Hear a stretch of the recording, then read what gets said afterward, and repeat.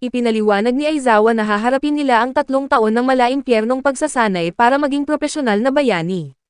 Seryoso siya sa banta dahil ang mapupunta sa pinakahuling pwesto pagkatapos ng 8 pagsusulit ay agad na mapapatalsik. Nagrereklamo si Uraka na hindi ito tama sa unang araw, ngunit sinabi ni Aizawa na malupit ang mundo at ang mga kalaban ay hindi maghihintay hanggang sa maging handa sila. Inumpisahan agad ang unang pagsubok, ang 50 metrong takbuhan, ngunit espesyalidad ito ni Aida at natapos niya sa loob ng 3 segundo gamit ang mga makina sa binti. Ginamit naman ni Uraka ang kapangyarihang magtanggal ng gravity para magaan ang kanyang damit at sapatos, ngunit kailangan niyang mag-ingat dahil nasusuka siya kapag nasusobrahan. Sumunod si Aoyama na may laser sa puson, kaya niyang mapatalsik ang sarili gamit ito, ngunit kapag lumampas ng 1 segundo ay nakakaranas siya ng matinding sakit ng tiyan.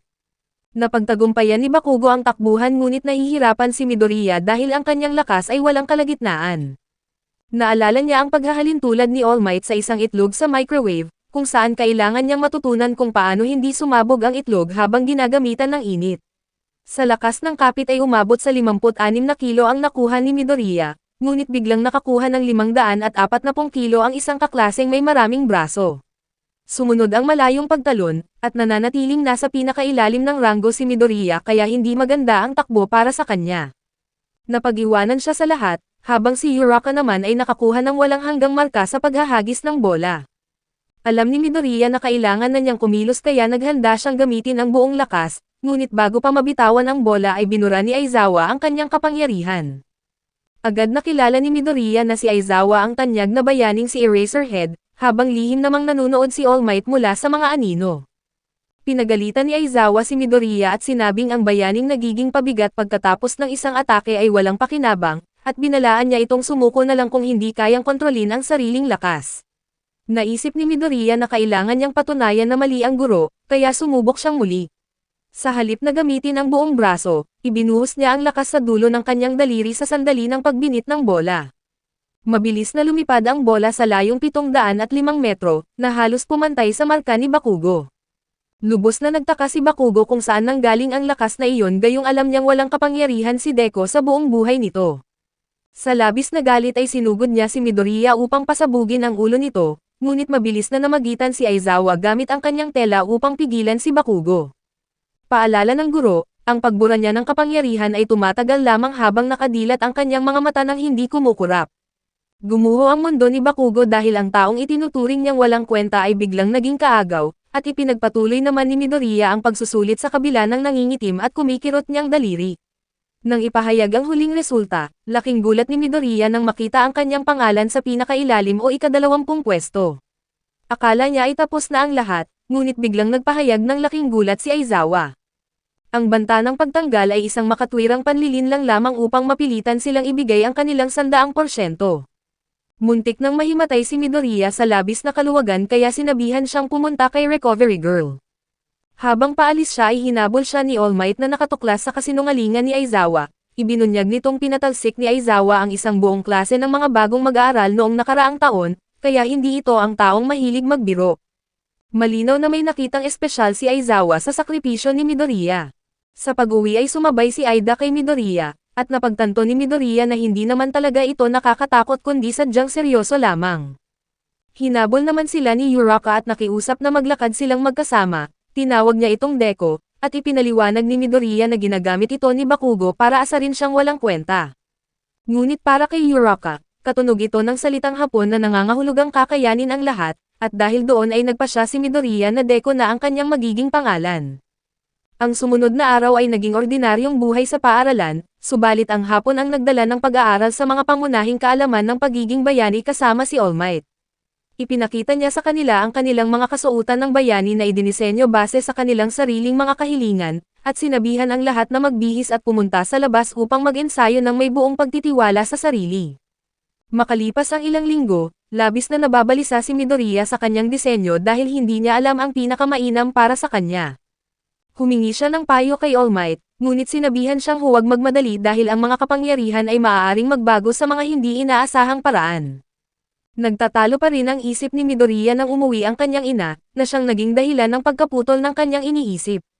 May regalo ito sa kanya, isang kasuotan ng bayani upang ipagdiwang ang kanyang pagkapasa sa UA, dahil nakakita ito ng lumang guhit sa kanyang kwaderno at ipinagawa sa eksperto. Medyo baduy ito, ngunit gawa sa wagas na pagmamahal ng isang ina. Humingi ito ng paumanhin sa hindi paniniwala sa kanya noon, dahil nakita nitong hindi kailanman sumuko si Midoriya, at nangako ang kanyang ina na susuportahan siya sa lahat ng makakaya, at napakaswerte ni Midoriya sa kanyang katuwang. Isinuot niya ang luntiang kasuotan, handang ipakita sa mundo ang kanyang pagiging bayani.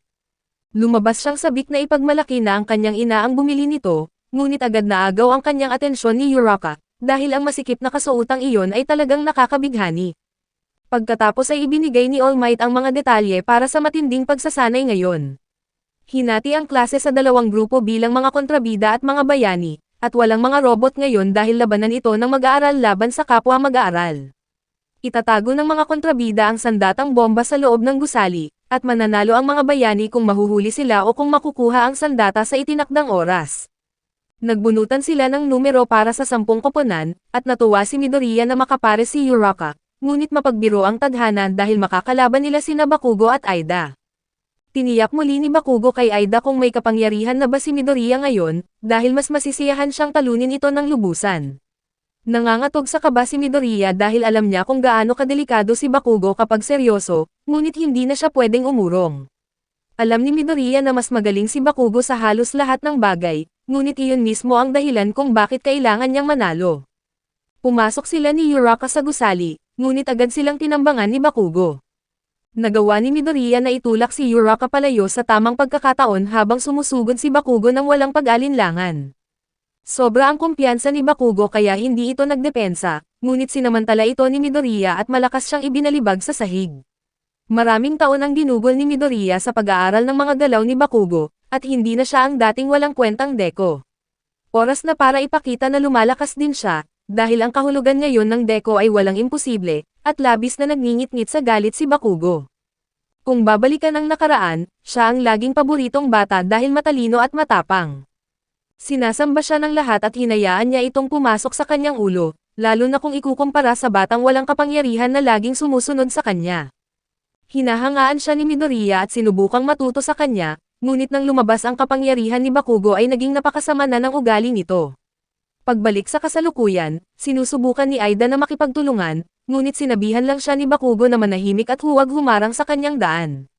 Nakatuon lang ang pansin nito sa sariling galit, at itinuturing ang kakampi bilang alalay lamang. Isinasaad sa patakaran na ang paggamit ng telang panghuli sa kalaban ay itinuturing ng panalo, at mayroon lamang 15 minuto ang mga bayani upang hanapin ang sandatang bomba na nakatago sa loob ng gusali habang tumatakbo ang oras. Hindi patas lumaban ang mga totoong kontrabida, kaya bakit kailangang maging patas ang pagsasanay na ito, at sinabihan ni Midoriya si Uraka na hanapin na ang sandata habang kinakalaban niya si Bakugo. Inihanda na niya ang kanyang telang panghuli, naghihintay ng perpektong pagkakataon upang mahuli ang kalaban. Gamit ang natutunan mula kay Eraserhead, iniwasan ni Midoriya ang mga sumasabog na suntok ni Bakugo. Hindi siya nakikipaglaban ng harapan kung hindi kailangan, kaya dahan-dahan siyang nagtago sa mga anino upang guluhin ang isip ni Bakugo. Madaling hulaan ang galaw ni Bakugo kapag nagagalit, at pinaglalaruan lang siya ni Midoriya sa pamamagitan ng pagsasamantala sa masamang ugali nito. Ang plano ay palihim na papasok si Uraka sa silid ng sandata habang pinapanatiling abala si Bakugo, at pagkatapos ay magtutulungan silang dalawa upang pabagsakin si Aida. Ngunit bago iyon, kailangan muna niyang makaligtas sa puot ng batang sumasabog. Binabaybay ni Bakugo ang mga pasilyo na parang isang mabangis na hayop, nagpapadala sa galit habang naalala ang kanilang kabataan kung saan siya ang laging bida at nangunguna sa lahat. Habang si Midoriya naman ang bata na laging nahihirapang sumabay, at ang kapangyarihan ni Bakugo ay kahanga-hanga at perpekto para sa labanan, na nagpadama sa kanya na para siyang isang hari. Ang pagiging walang kapangyarihan ni Midoriya ay nagpadama kay Bakugo na mas malakas pa siya rito, at gustong-gusto niyang nasa itaas habang nakatingala ang iba lalo na kay Deko. Ngunit nagbago ang lahat noong araw na nahulog si Bakugo sa ilog. Nanatili sa likod ang ibang mga bata dahil alam nilang malakas siya at kaya niyang tumayo mag-isa, ngunit tumakbo si Midoriya sa tubig at inalayan siya ng tulong. Para kay Bakugo, ang hitsurang iyon ng pag-aalala ay ang pinakamatinding pambabastos dahil inakala niyang tinitingnan siya ni Midoriya ng mababa, na isang napakagulong paraan ng pagtanggap sa isang mabuting gawa. Samantala, Natagpuan ni Uraka ang silid kung saan binabantayan ni Aida ang sandata. Seryosong-seryoso ito sa kanyang papel bilang kontrabida, habang bumubulong na kailangan niyang maging tunay na masama para sa isang magandang hamon. Hindi sinasadyang napatawa si Uraka sa nakakatawang pag-arte ni Aida na naging dahilan upang malaman ang kanyang kinaroroonan. Inihayag ni Aida na nilinis na niya ang silid sa lahat ng mga bagay upang hindi magamit ni Uraka ang kapangyarihan nito. Matalino ang kanyang naging hakbang, kaya tinawagan ni Uraka si Midoriya upang ibigay ang pinakahuling balita, at sinabing nasa ikalimang palapag siya na nasa itaas mismo ni Midoriya. Nauubusan na sila ng oras kaya kailangan na nitong tapusin mabilis ang laban kay Bakugo. Ngunit nasa likod na pala niya si Bakugo, naghahanda ng isang napakalakas na pagsabog mula sa kanyang mga bomba sa braso.